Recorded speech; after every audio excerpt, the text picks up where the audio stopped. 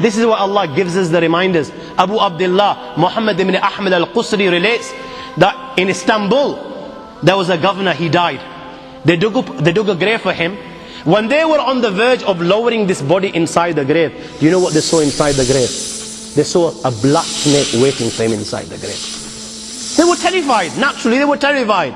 They didn't want to bury this guy inside this grave, so they dug another grave.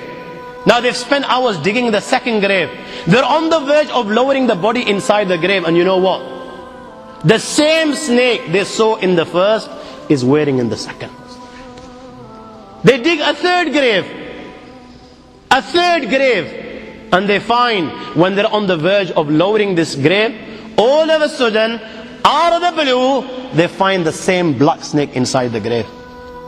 I ask you, my young friends, you know, on that particular occasion, that narration, what do you think it suggests? How many graves do you think they dug on that day? 4, 5, 6, 7, 8, 10, 15, 20, 25, 30 graves.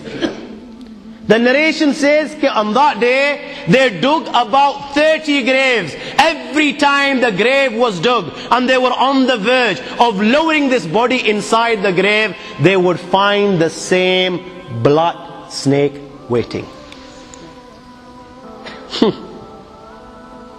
Where are you going to hide?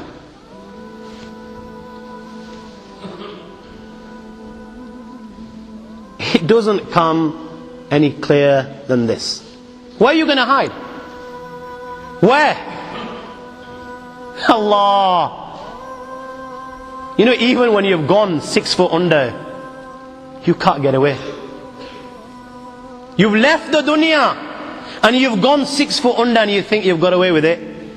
This is where it will begin.